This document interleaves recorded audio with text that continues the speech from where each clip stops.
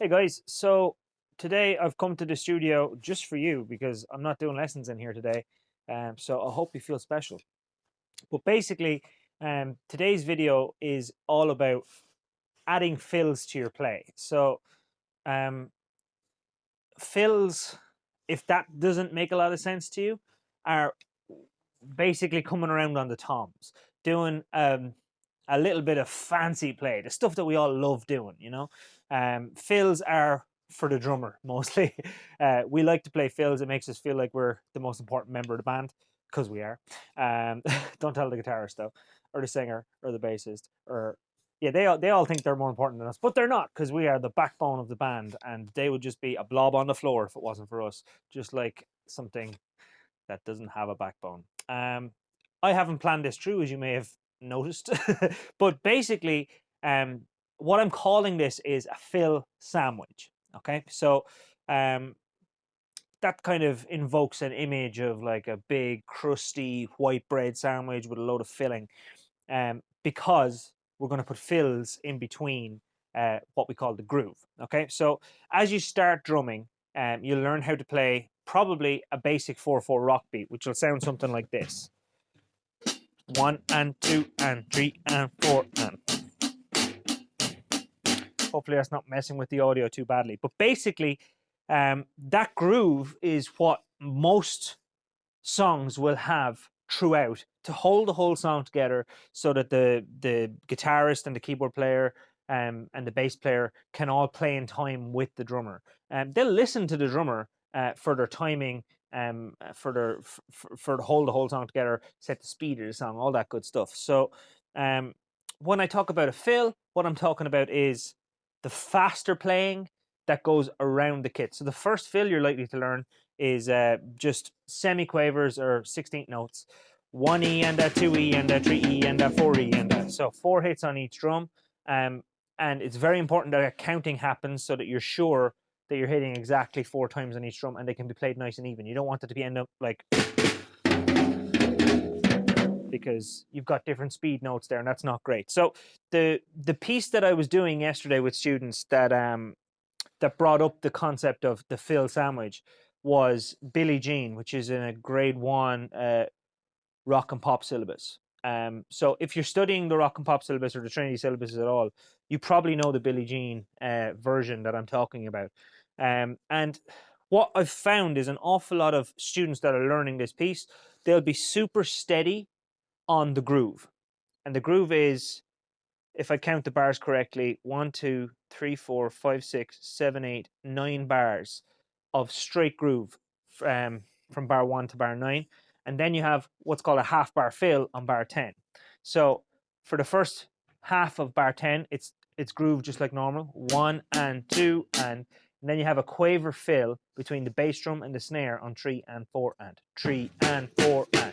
So what will typically happen is, because we're quite good at the groove and we do it a lot, they'll be very confident with that. So they'll be playing along at a nice fast speed. And when they get to bar 10, they'll go 1 and 2 and 3 and 4 and 1 and. So they'll basically lose their tempo on that fill. So how do you get your fills to be nice and smooth, just like the rest of the piece? Well, the hint was in what I said earlier on. The groove is nice and smooth because we play it a lot. So obviously, the answer to most questions is practice. And the answer to this question is also practice. So when you're coming across a fill, it can stop us for a second and slow us down because it's different. So let's just start with the fill itself.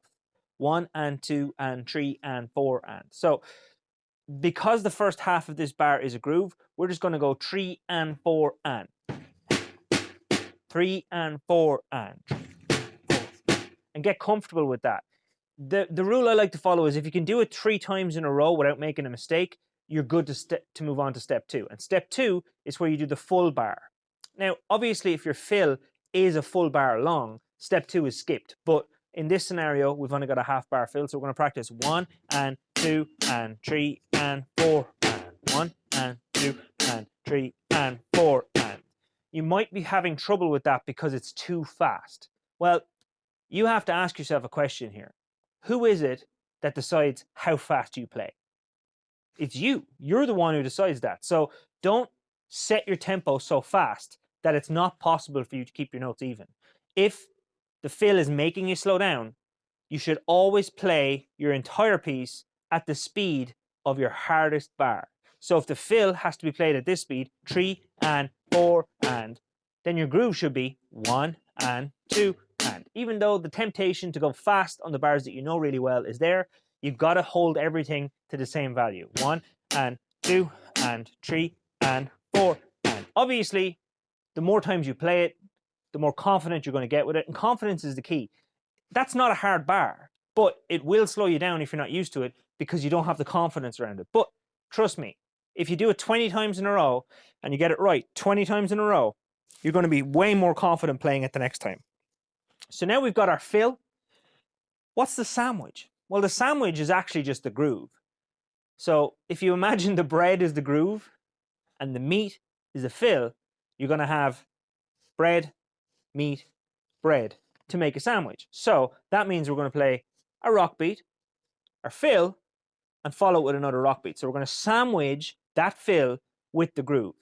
Now we're still focusing specifically on getting this groove nice and even with the fill. We want everything to be at the same speed. So if the fill still is making you go slow, everything has to go slow. And keep it at that slower speed until you get a little bit more relaxed and you can speed it up using your metronome. Okay? So the fill sandwich will be 1 and 2 and 3 and 4 and 1 and 2 and 3 and 4 and 1 and 2 and 3 and 4 and. So we're putting a full bar groove before the fill, we're doing the fill, and we're doing a full bar groove after the fill. So the whole sandwich idea is that we're always going to be comfortable going into the fill and coming out of the fill. And the goal here is really simple. We want to make that fill confident to the point that when we get to it in our play, that we don't panic, that there's no heightened heart rate, like, oh my God, because we know it so well. When you get to it, you want to be like, I got this. I definitely have this fill. I've played it so much. I'm really comfortable. And you want to do that like systematically. What I mean by that is don't just play the piece from the start to the end and make the same mistakes over and over again. If you notice that you're making a mistake, stop playing the piece, focus just on the fill, get the fill confident to the point that you can play it 3 times in a row without any mistakes or slowdowns. That might mean you're sitting there and playing it just 3 bars, or it might mean you're sitting there and playing it for 50 bars until you get 3 in a row that are really confident. And then you're going to add back in your rock beat before and after, making your fill sandwich. So I'm going to keep this video short because there's no point in waffling on just trying to make videos longer.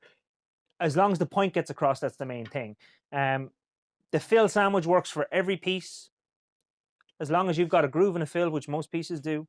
If you're having trouble with any particular bars, let me know. If they're in the Trinity syllabus, I'll have a copy of them. And if they're not, you're going to have to send me a copy. But I'm happy to take a look and help you out with it, as long as it's not like you're a way better drummer than me and you're just trying to troll me. Don't do that. I know I'm not the best in the world. You don't need to remind me. But anyway, this is just to help people out. I mean, if there's people out there that enjoy the ideas that I have during lessons and I like to make videos of them and put them out there, that's the whole goal. So I'm getting some feedback from people saying that they're appreciating the effort that goes into it, and that is what makes me want to turn the camera back on. There's obviously never going to be a financial return from doing videos specifically about drum pieces on a specific grade in a specific syllabus.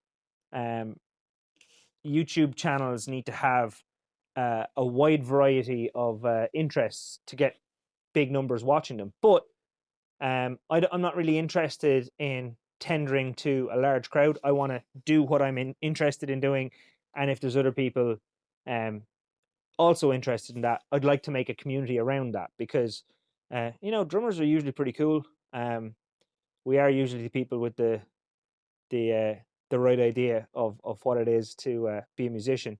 And yeah, I get along with drummers really well. So if you have any questions, throw them in the comment section. Thanks for watching, and I'll see you on the next video.